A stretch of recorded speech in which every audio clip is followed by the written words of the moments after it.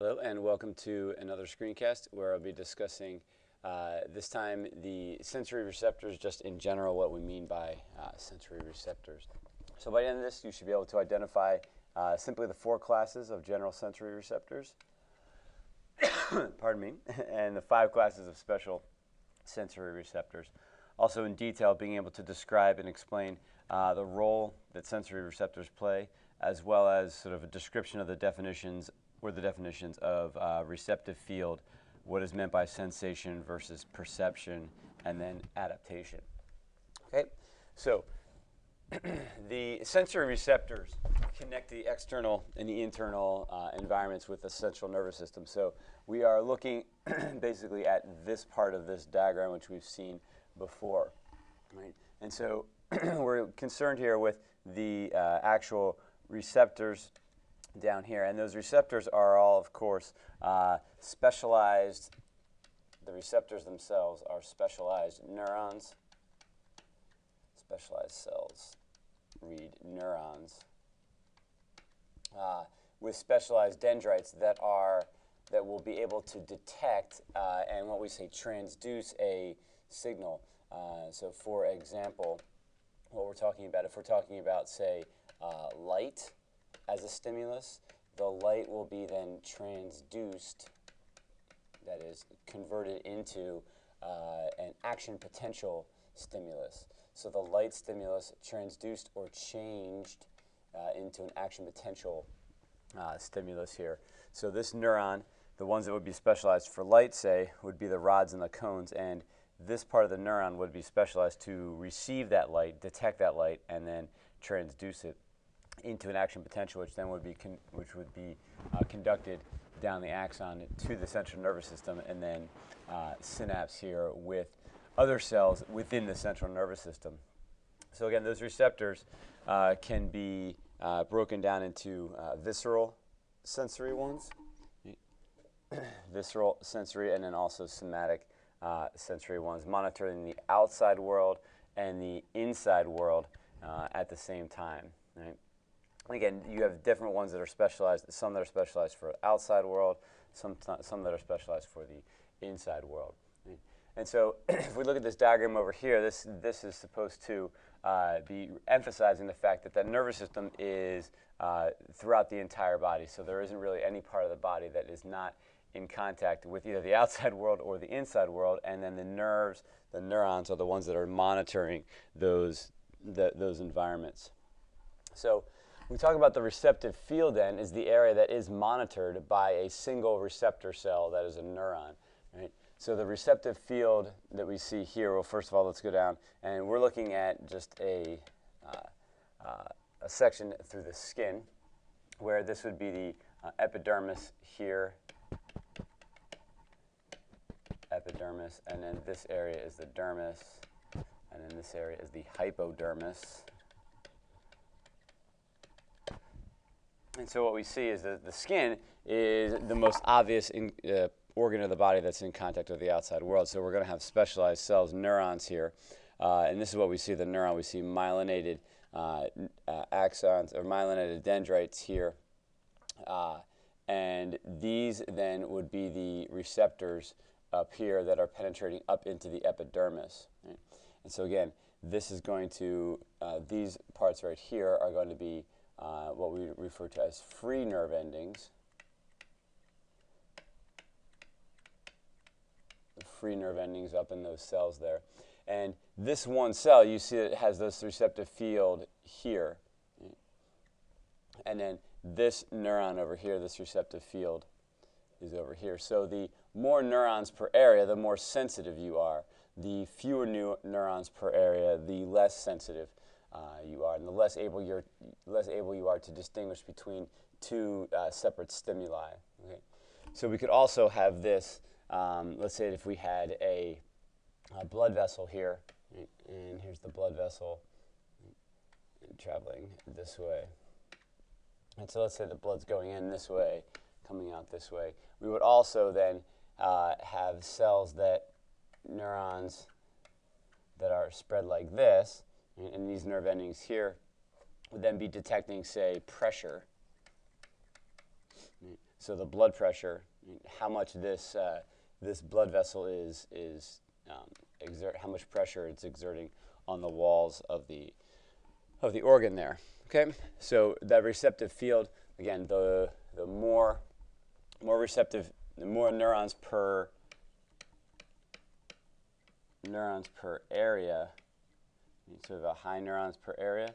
This is higher sensitivity, fewer neurons per area, lower sensitivity, right?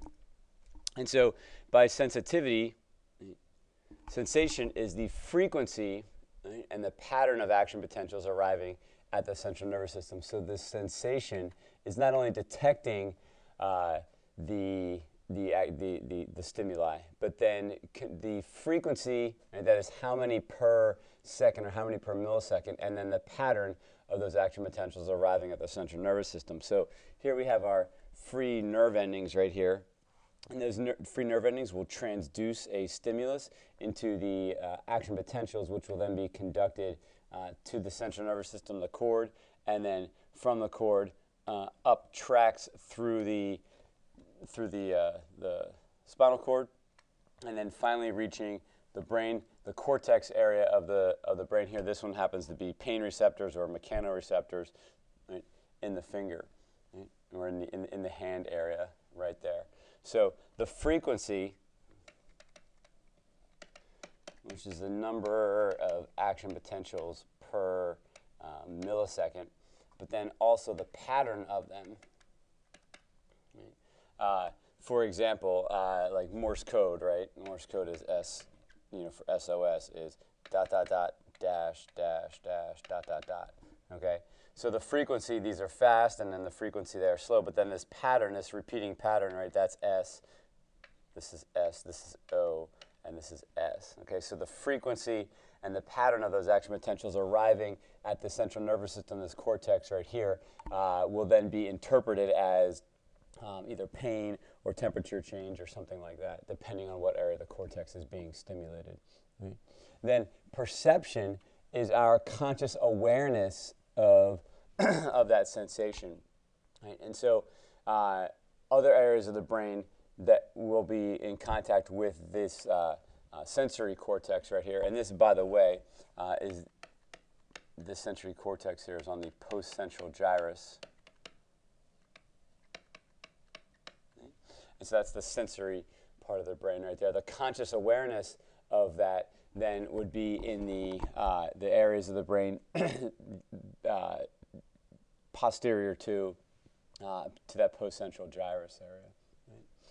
Right? Now, the frequency and the pattern here, we often will have this concept of adaptation. So adaptation is the reduction in the sensitivity due to the repeated stimulation. So if I have continuous stimulation right here, eventually these receptors will adapt. These receptors will sort of become immune. They will become desensitized to that stimulus, and then you would need an even stronger stimulus to produce the action potentials, right? More action potentials. So in general, the stronger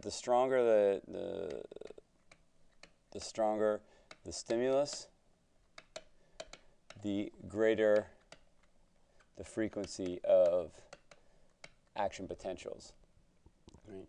So if you adapt it to this to the strong stimulus, then you're going to need an even stronger stimulus to generate even more action potentials for your brain then to interpret that information and your cerebral cortex there to interpret it and then have some sort of conscious response to that. Regardless of whether you have a conscious response to this or a conscious awareness or not, the information that's coming into this central to this cortex up here, the cerebral cortex, will then be relayed to motor output. There will be some sort of motor output up here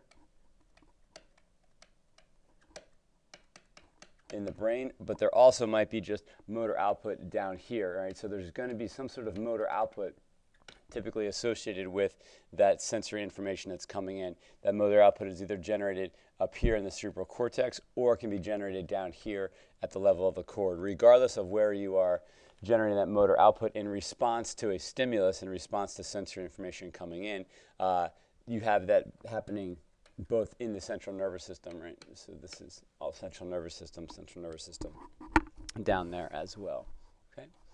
So actually, let me just, I didn't do this here, but let me just do it right now. So the 4 classes of general sensory receptors are going to be temperature,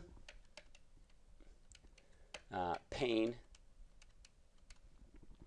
and then sort of lumped into one category together: touch, stretch, vibration, proprioception. This is determining where your sort of body is in space: temperature, pain, touch, stretch, vibration, proprioception, and finally chemical. So these are all general sensory receptors. The 5 classes of special sensory receptors then are going to be ones for vision, ones for hearing, ones for equilibrium or balance,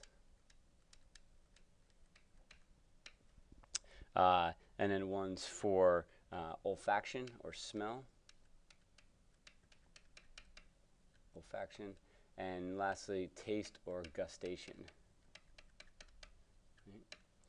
So these are the 5 special senses, and here are the 4 general senses. Okay, thanks for listening. Bring your questions to class, and we'll see you later.